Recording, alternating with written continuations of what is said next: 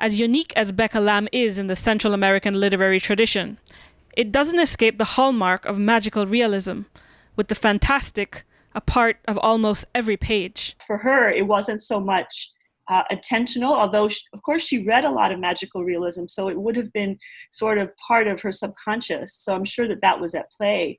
But you don't have to go very far in Belize realism to find magic and bizarre things and interesting things and things that no one in another country would believe, you know. So, and certainly folklore and I think misconceptions on the between Creoles and Garifuna at the time.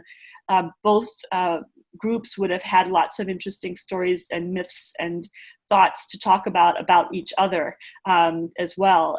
Did you know that they do this or they do that?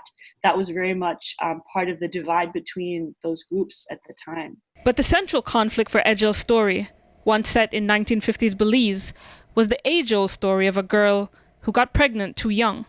One who had to deal with the consequences of those actions. She had a very strong sense of what she considered right and wrong and fair and unfair and unjust. And even as a young girl, she saw how differently girls and boys were treated when something like this would happen.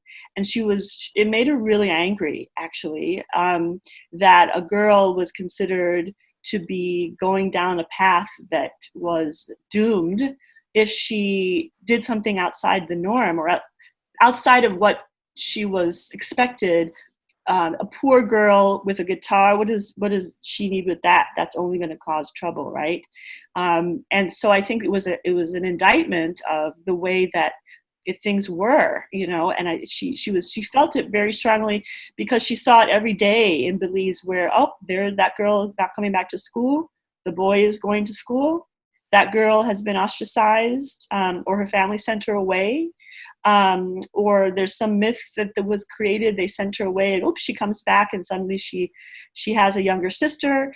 A family with means could probably figure out a way to work around the stigma, but a family without means and connections, and someone like Toisi would not have much recourse. And imagine the mental distress that would put on a young girl without much support in her life. It's a novel that raises many questions.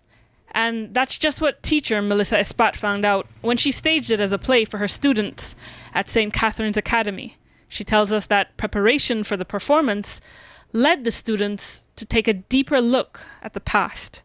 So the questioning was important, and that's one of the big things that we're missing out in literacy. Questioning our characters, questioning the situations, questioning the history, which brings us to a very important aspect. And I think Edgel did this in all her writing, the importance of bringing back history into literature. If we don't know our past, then how can we change what we're living? How can we change the future for our, younger generation? So what she combined is a fusion of Belizean history with entertainment, with literature, everything put together. And that's what makes her, I would say, the godmother of Belizean history. That makes her the queen of Belizean history because she did that fusion. But whether it was highlighting language or history, Edgel believed that Belize's future was one of literacy.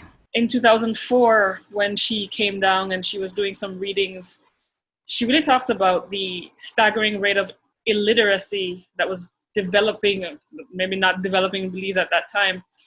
And she said something interesting that in 10 years, which would have meant 2014, class divisions would have widened with disastrous social and economic consequences. And this is exactly what happened. It was like she was prophetic. What was she doing for literacy in Belize, and what's something that your family would like to see done for literacy in Belize to carry on her legacy?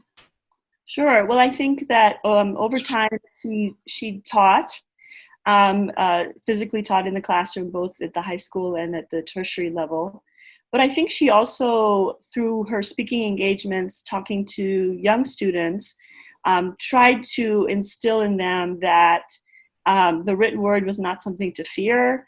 It was not a waste of time. In fact, whatever you did with the written word, if you could if you could command it and master it, it would bring you a lot of opportunity in your life.